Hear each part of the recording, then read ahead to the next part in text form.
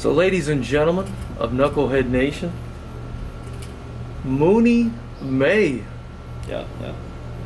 How are you doing, Moon? Good. Yeah, it's just hot today. It's really hot, man. I appreciate you coming out here despite it being as hot as it is today.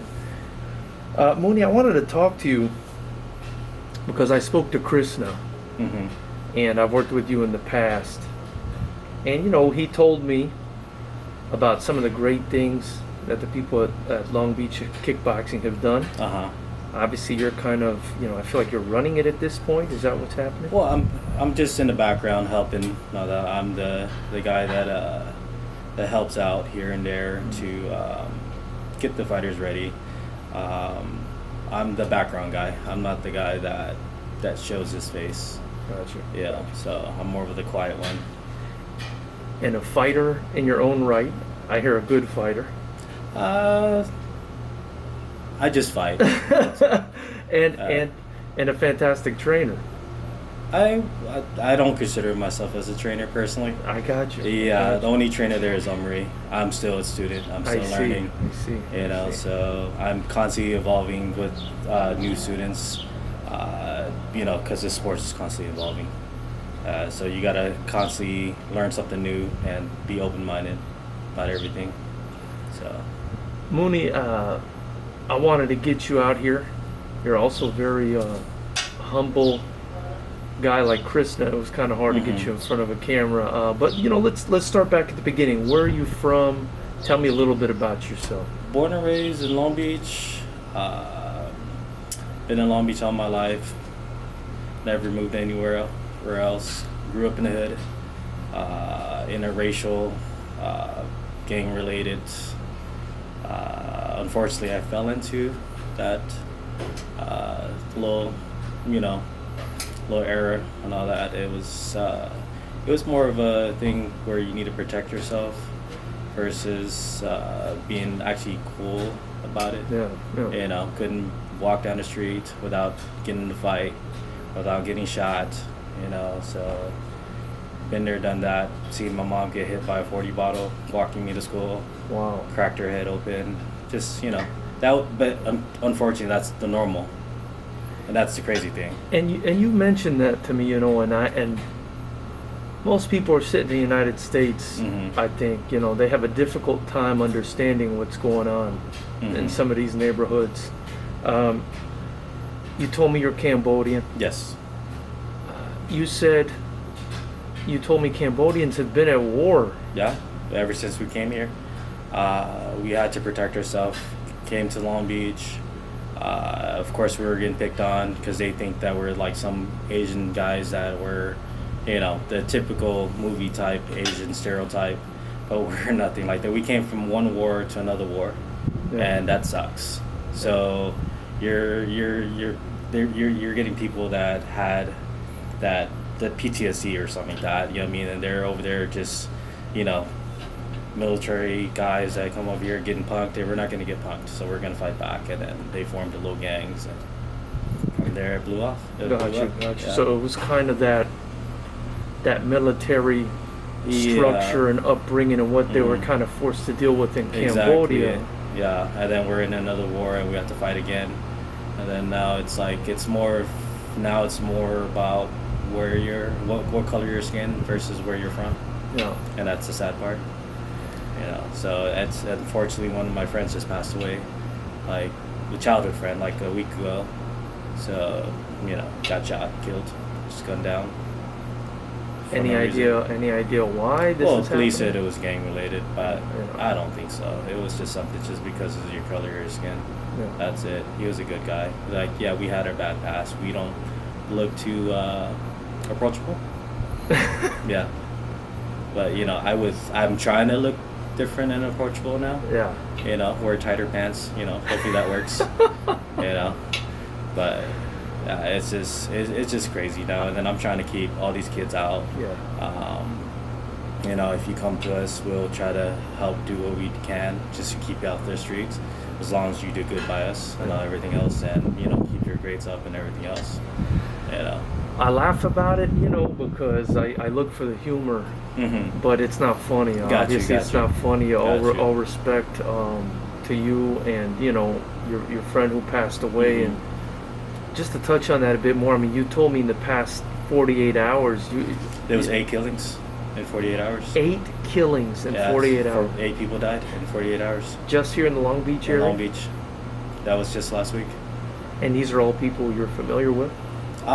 Most of them, I either acquaintance or just knew of or stuff like that, or just, one happened to be a childhood friend. Yeah. Yeah, so it just sucks. That's outrageous, Yeah. man. So it's like I have 3 funerals I have to go through. One, it's for the drive-by shooting, then the car crash, and the COVID. Wow. My friend, mom's friend. Yeah, it sucks too. So. Has it gotten any better?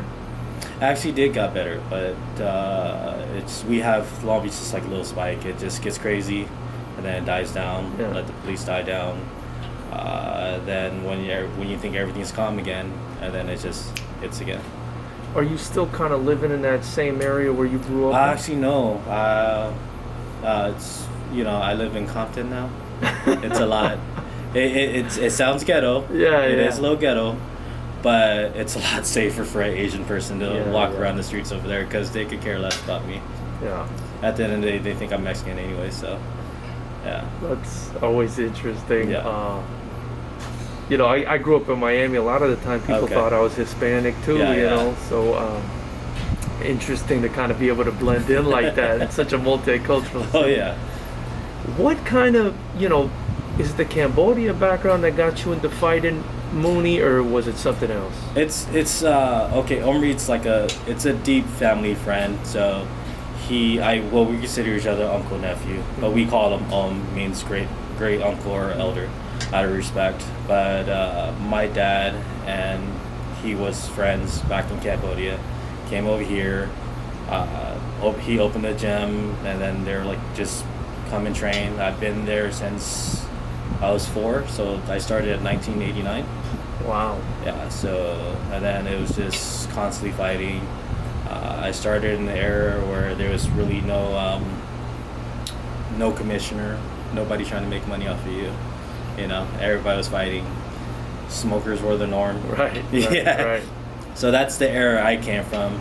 I came from the era where the only fighters we had were karate or taekwondo fighters.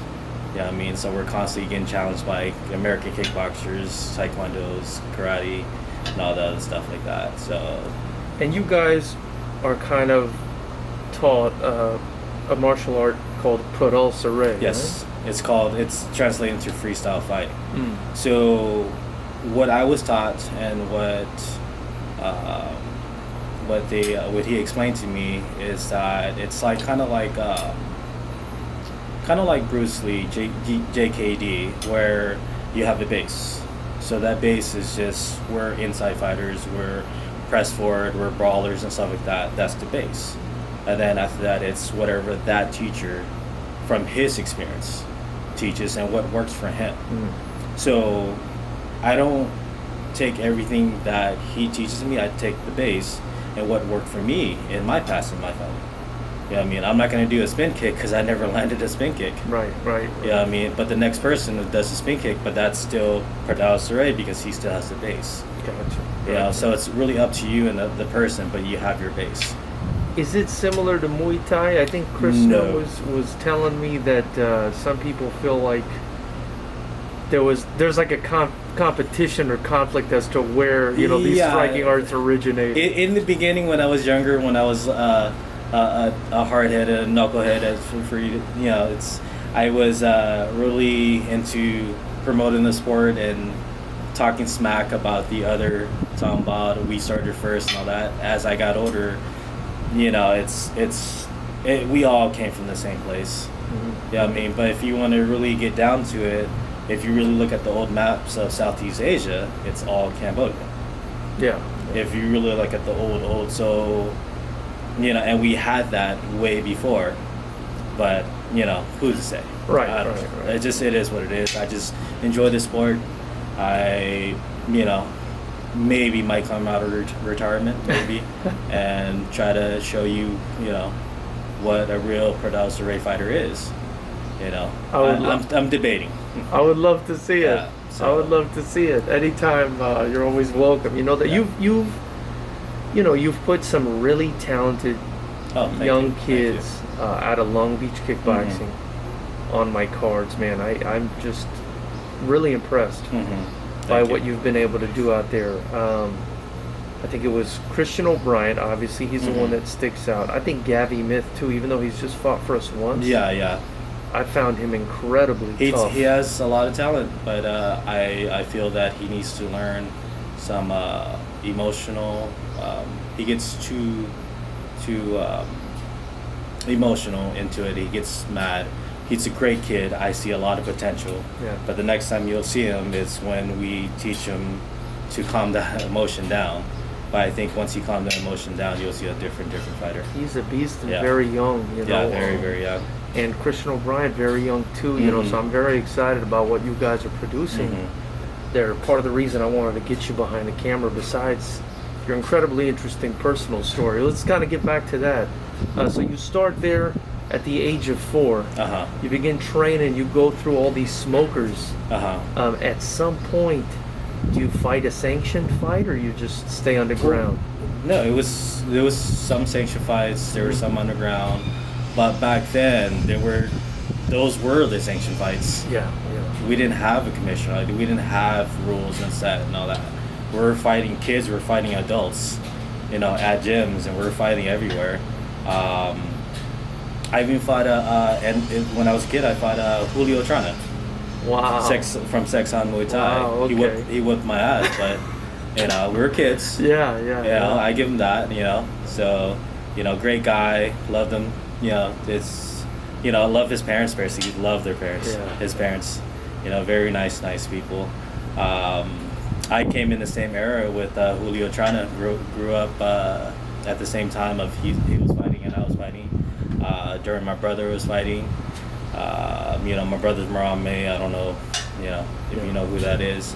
The whole family fought. So little brother's fighting for it's a 2-time or 3-time champ for Shamrock FC. Wow. Okay. And out in St. Louis right now. So, Mooney, how many fights total have you had? dude, from as a kid, from my kid era, dude, like hundreds or like almost 100. We was fighting like every week. Wow. You know, and as an adult, we were so. Dude, I personally lost count. Yeah. I lost count. We were just constantly fighting. There was one time where me and my little brother, we went around to just, you know, everywhere, any fight that was there, we were fighting like literally every 7 days because they only allowed us 7 days. Wow. You know, so that's suspension. Okay. So we were just traveling everywhere. So, yeah, I estimate about total from kid and everything else about 80, 90, 100 something. I don't know. Forgot. And this is not just everything in total. It's just with underground fights, sanctioned fights. I fought at Crystal Park when they were fighting. You know, I fought in a bunch of stuff. But not just in Long Beach, all over LA? LA, we went to Mexico. Wow, okay. Hawaii. You know, we used to, Tiger Muay Thai used to hold their little sanctioned smoker fights, and they'll fly us out there. And we'll just go fight them real quick and then come back because they're getting ready for a big fight.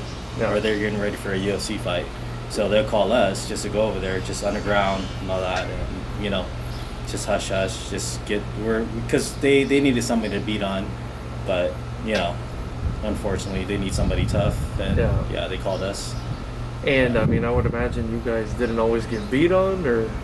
Actually, yeah, we didn't. That's why they called us. That's the reason why they called us. Yeah, and you know, it's like they'll call us just because we're either shorter, we're pressure fighters, we're in your face. We have a thing where just if you can't move your head, just bite down your teeth, bite down your mouthpiece, and just throw, just go over there and try to knock them out. Yeah, I mean, I don't respect somebody that actually quits on a fight. Yeah, I mean, if you're my student and you're quitting, yeah, I mean, I kind of, I don't want you in my corner. Got you. Yeah. Got you. So we'll send out only fighters that we know that are tough. Yeah, I mean, if we know you're not tough, I don't care how good you are on the pads. I don't care how good you are in the ring, in sparring and all that. You're not going to be sent out. So kind of that same D-Bab attitude that Christo was talking about. He Yeah, calls it yeah, D-Bab. that's his thing. Don't be a bitch is what he Yeah, called don't be it. a Yeah, bitch. yeah. But I personally just say don't be a bitch. Yeah. Yeah, I mean, so while you're doing this, going through this whole career, you're still growing up in this rough area in Long Beach. Uh-huh.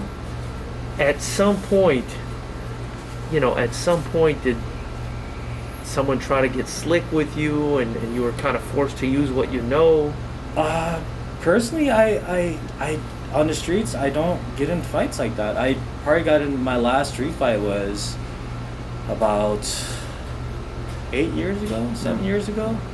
And that's the last time somebody wanted to test me. You know what I mean? And I'm personally, you can call me a bitch. You can call me every name in the book. I'll walk away. I don't want to fight. Yeah. Because I know what I'm capable of. Well, hopefully I know what I'm capable of. I just really don't want to get in trouble. I got in trouble once already, and I'm not going to do that again. You know, I did some time for supposedly using excessive force. Yeah. So I just don't want to be in that situation again. Gotcha. And what happened in this street fight, if you don't mind me sharing that? If you want to skip it, you could skip it. Just say he got hurt very, very bad. Yeah. But he was drunk, and we were both drunk, and I kind of used a little excessive, just a basic 1-2. That basic 1-2 works. Yeah. You know, and it's as long as everybody just swims when they fight, when you're untrained, and then when you just give that correct straight punch, and it really can hurt somebody if you don't know how to move from it and block from it, and I hurt him pretty bad. Wow. So just off of 2 punches, and ever since then I said no. I was about 18, 19 years old. Is that a bar or party or what? No, it was just walking down the street. Wow. Yeah, that's it. Just because I was Asian, and somebody came up to me and said, fuck nips. I was like, oh, okay. And then I just walked away, and then he tries to hit me. I defended myself. Before he hit me, I hit him, and he just was laying there. Wow. And I got in trouble. I didn't run away. I was trying to wake him up, and I got in trouble for it. So he was out. Mm-hmm. Now you said nips. It's another word for, it's a derogatory word for, it's like, it's equivalent to calling a black person the N-word. For Asians. For Asians. Yeah, that's it. I've never heard that. So I think that's like more of a West Coast thing. Yeah, I'm learning every day, Yeah. my man. I'm learning. That's wild. Did you deal with a lot of that growing up? Oh yeah, mainly with Hispanics though. Wow. Mainly with Hispanics, and I grew up pretty racist. I grew up hating Hispanics, but I grew up. And then after I learned that not all Hispanics are that way. Yeah. Yeah, I mean, but you have to understand where I grew up, and it's like that's all I knew. And but in the kickboxing world, it went away out the door. So while I'm at kickboxing, I'm like a non-racial person, but off the street, I became a gang member. Yeah. And so it's like it was 2 different worlds and all that. I was a good boy in the kickboxing world, just a fuck up. And so I was just wild. I was pretty wild. So you joined a gang at some point? Yeah, at some point I was a part of, I wouldn't call it a gang, a club. Okay. The club. Yeah, All the right. club, the kids club. And when did you join the club? At a very young age, about my preteens. Yeah. Yeah, so I was like 13, 12. And I only did it for, it's just who I was around, and it's like, that was the thing to do, and just they were my friends, and we started out as break dancers and taggers and stuff like that, and became a gang after a while. Gotcha. So because of the whole racial tension and everything else, and Wow. that's how it started. That's really intense. the kickboxing, you know, you were mentioning how you were a good boy or a good kid in the martial arts world, but on the streets you kind of had to, you know, be this other person. Yeah, I had to be this tough guy. Did you feel like the martial arts kind of sucked that other person out of you and made you like 100%? Personally, I hated martial arts. I hated kickboxing. Why is that? I was forced. It's a family thing. Oh, so I was see. forced to do it. So I wanted to play sports. I wanted to play football. I wanted to play basketball. I don't know how to dribble now. I don't even watch sports because that's all I knew was kickboxing. Yeah. That's all I did. After school, I went straight to kickboxing.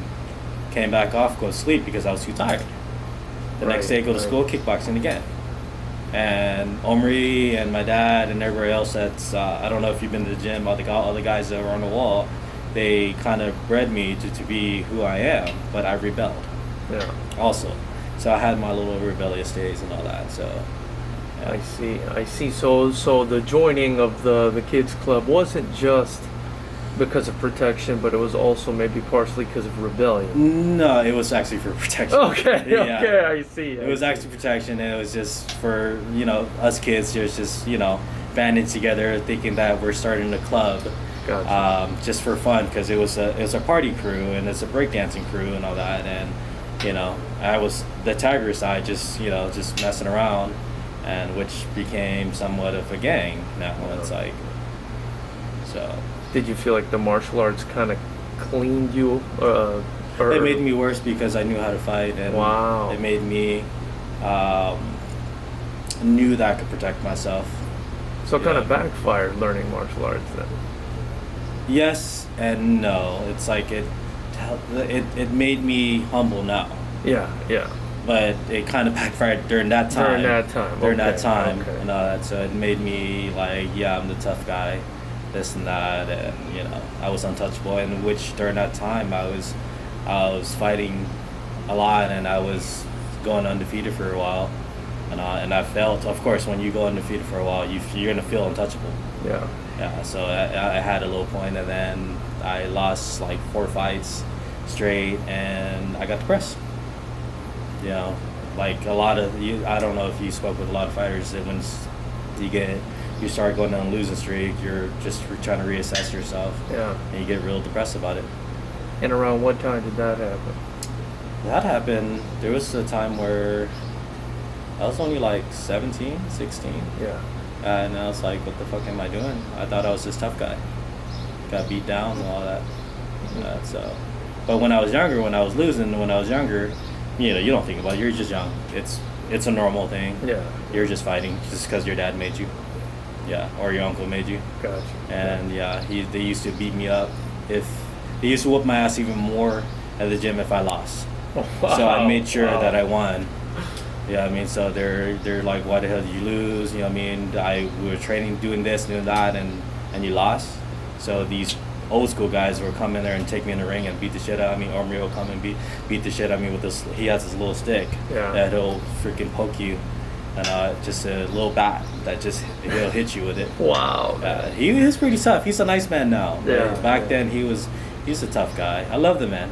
That man is like my second father. Yeah. Yeah, I mean, so I'm loyal to him. I would never leave. I got offers to go to other gyms and everything else and have my own gym, but I'm too loyal to that man. Wow. And you know, that's a rare thing to find loyalty to a gym. Yeah, I mean, it sucks to say. Yeah. You know, so there's a lot of gym rats, and yeah, if you want to hop to another gym, yeah, so be it. It's, you know, it works better for you. Yeah. It's just you're not part of this family. But you know, a lot of people end up coming back because they knew they originated from and all that. So yeah, I give them respect for that. So it sounds to me like you could have taken a couple different paths though in life, you know? Oh yeah. And right now, I mean, I would imagine you're at a much better place now than you could have been. Yeah. Had you stayed with the kids club that you were telling me. Yeah.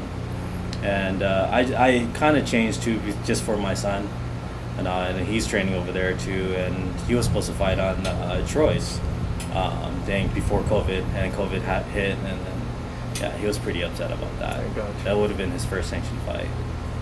So the kid was pretty upset, and yeah. Krishna was telling me how he feels. Well, I mean, not even he feels. He says, and it sounds matter of fact, that Omri has taken more kids off the street and keeping more kids out of gangs, and done more for the community than basically the government of Long Beach. He said. He has done, and I had helped him because we used to run a probation class for actually we worked with the city with it, and we ran that for a while, and then something happened. I was pretty young at that time, but I was helping teach them, and these kids were off the streets, and it was a rare thing to see two Cambodians and Hispanics together training, and it actually worked where they actually got along, and they were training together, they were sparring together, fighting together, and became friends. And something happened. I think it was like some kind of paperwork stuff, and it was just asking for too much or something. But we did help a lot of kids that you just come in and you talk to us. It's as long as you're showing interest, as long as you're showing change, we'll help you out. It's just, you don't have to give us money up front. Just pay us whenever you can, and we'll work with you. There's a lot of people that's still there now that were once gang members. Wow. And that was part of some program? That was a program through the city of Long Beach. Gotcha. Yeah, that we're helping out, and we took in a lot of people and trained them just to get off the streets and stay off the streets. And even though that program is gone, kind of I want to bring it back. I'm looking into it now. Trying to bring the actual program back. Trying to make it a summer thing for kids that were at-risk youths and everything else, and trying to get them just pretty much off the streets. And I just don't want them to end up like me. Okay, so you were telling me how you're thinking about bringing that program back. So that program is gone, right? It's gone, but if we can try to talk to them again and see if we can bring it back. I just want to help. That's it, mainly. And now that I'm older now, and just I can possibly try to get somebody and make a difference, at least one person. You know what I mean? I know I'm not going to make a difference in all of them. I remember some of the guys that were in the program are deceased now. Yeah. Because they were killed and everything else. Wow. And because they stopped training, coming, they had nothing else to do, and they went back to their daily life, which is gangbanging. Now, even though that program is gone, you're trying to bring it back, but is there still kind of that movement where you guys are seeing these kids come out of the street and come into the gym? There's still a few guys that came to the gym. We have a homeless shelter that's right next to us, and they're constantly coming to us and just like, hey, nothing to do, I'm homeless, whatever. As long as you talk to us, and we'll make a deal with you. Either cleaning up, wiping the windows down, vacuuming, just pretty much whatever we tell you to do. Nothing bad, but just basic maintenance and stuff, and help cover something. Because at the end of the day, we have to make our money too. Yeah, we're barely making it now. Omri's a very, very humble man. He literally will spend his last dollar on everything and everyone before on himself. He barely makes it with his own little rent and all that. Yeah. So is that selflessness? Is that cultural? Is it from the martial arts? I think it's a mixture of both. Yeah. It's a cultural and martial arts. Just pretty much just trying to help. That's it. Just trying to see better in everybody. It's kind of a Buddhist thing too. Yeah. It's karma. So Got you. What you give is what you give back, hopefully, but we don't expect nothing back. And is that kind of the religion or the, it's a religion thing. The movement that you guys follow? Yes, it's the Buddhist way and all that. So it's just, just do good. It doesn't matter what you did in the past. Gotcha. Just be good now, and just wherever you land after you die, that's where you're gonna land. Yeah. You don't know if there's a heaven, there's a hell, there's reincarnation. Just be good now. Yeah. To live for now. That's it. That's what Omri taught me, and all the elders taught me. Just, who cares about what you did? Yeah. And I had a pretty messed up past, so I can definitely get on board with living in the now. Yeah, just don't even worry about back then. That's it. Just worry about now. You know. Christian O'Brien, Uh-huh. the Black Irishman, Yeah. one of your young fighters that we've mentioned that I'm very impressed with. How'd you get in touch with him? I just found out it's because of the Torrance fight. Yeah. Of one of the Samoan guy. With Yeah. Tawali'i. Yeah, I still can't even pronounce his name. Yeah. I tried. Yeah. But great guy, humble, nicest, gentle giant. But he actually fought, I believe it was Torrance. He was a teammate of Torrance's fighter or somebody's fighter and all that. And then he seen Torrance and he came up to us. So yeah, you were telling me how you met Christian O'Brien through Torrance. From the fight, and he just came. I didn't even know, he just showed up one day, and then I later on found out. Because I was one of those guys that just pops up here and there, and I'll come and teach you real quick, and then I'll leave because of work and everything else. But the main guy, it's like Ron, just constantly there, teaching and all that, and I just help polish the fighters. And, Gotcha. So I'll just go in there. I'm one of those guys that sit in the background and just make sure you're doing it right. I'm like a Mr. Miyagi. I just make sure you do that one thing over and over and over until you perfect it, and then that's it. Gotcha. You know what I mean? So. Well, whatever you did, Mooney, you did fantastic with Christian O'Brien, man. He fought for us 3 times in a row, and the improvement I saw from him was, the only other person I could think of that improved as much. I wouldn't say more because that improvement was incredible. But the only person I felt like improved just as much was Anderson Silva's son, Gabe Silva. Yeah, I seen that. So I feel like those are 2 stars in the making, Gabe Silva and your kid Christian O'Brien. I also really look forward to Gabby Myth coming back because I saw tremendous talent. I don't want to. We don't want to release him yet until he can work over that little hill, and that right there will change a whole lot. Just staying calm. He got heavy hands. His hand is heavy, and just he has a lot of heart. Great kid. I personally think he's going to be somebody one day. Both the kids will be somebody one day. Just hopefully it trying to calm him down, learn how to breathe a little better, learn how to have fun. I tell everybody that comes training with me, you're not a fighter until you know how to have fun. I love that. And then Torrance hit me up recently too, so it looks like he might be interested in fighting again. I tell everybody, it's like, if you don't tell me that you want to fight, show me that you want to fight. I tell them all the time. I mean, not just him, everybody. I just get. I hear it all the time. It's like they'll come to me and say, "Hey, coach, I want to fight." I mean, that's like, don't tell me, just do it. Drop the weight, and then come back in a month and tell me. Mooney, what do you say to all those kids out there in Long Beach that are thinking of joining the kids club, going down the wrong path? Is there any advice you'd give them? Just, if you want to fuck up your life, it sounds like fun now, but if you want to fuck up your life, just that's the direction you're gonna go. I mean, it's, don't get me wrong, the people that I was around, they're a great set of guys. They have my back till now. I have their back till now. Great set of guys, but there's certain things that I did in there I'm not very proud of, and I don't want them to do that. They don't need to be saying that. There's different paths you can go without being from that club, and just you're just gonna mess up your life. There's tattoos on me that I regret, but I don't regret, and I earned it, but I wish if I could turn back, I could change it. So, I'm not proud of it. I'm not proud of it at all. Just you don't want to mess up your life. You don't want to go down and my son now always asks me, "What's that tattoo on your back?"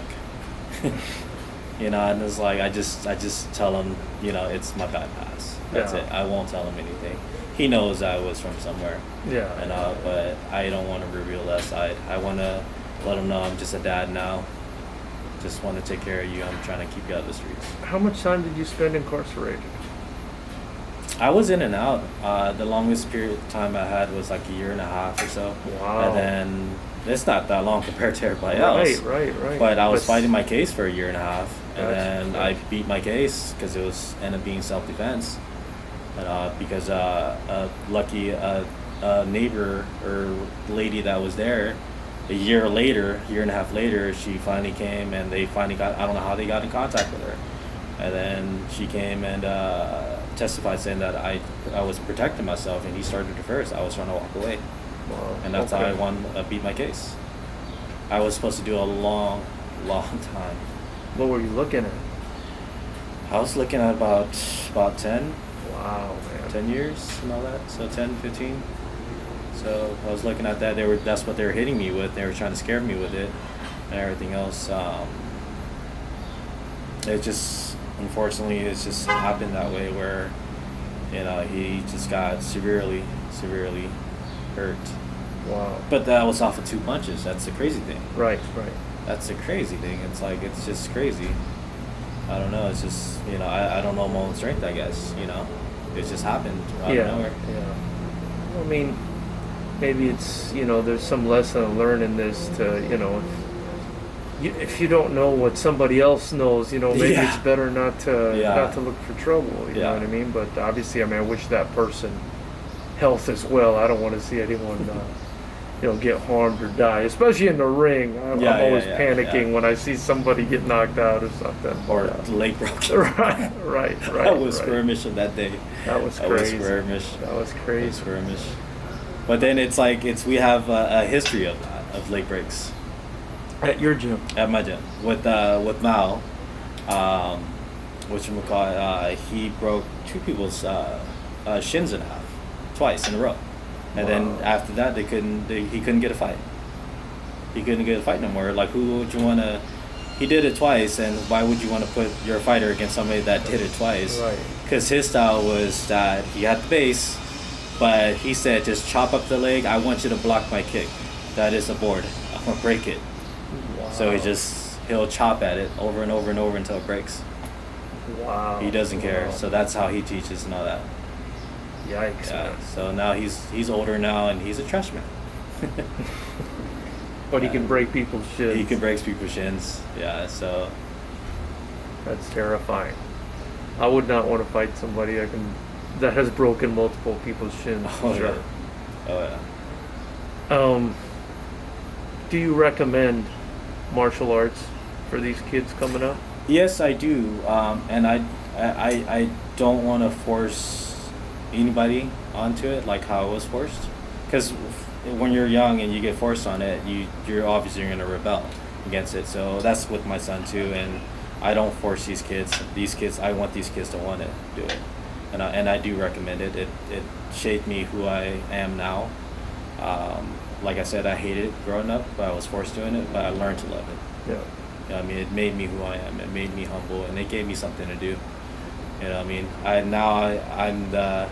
I'm the old man that sits in a corner just yelling at you, telling you what to do. I'm the guy with the stick now. Do you enjoy that? I actually do. We have a thing where I'm sitting there holding my little pads, and then I make them do burnout rounds and just go without. And if you stop, I'm gonna freaking throw something at your head, and I don't give a shit. If you don't like my training, get the fuck out. Wow. That's how I am. I was told I'm a nice asshole. Wow. So I'm very nice, very playful. But when it comes to training, I get very serious. Well, I love the way you handle the fighters when it comes to working with us. Mm-hmm. I loved working with you. It's been nothing but a pleasure, and I look forward to continuing to work with you and of course, and see these fantastic fighters you build. And I think you do have some stars in that stable that are going to come out.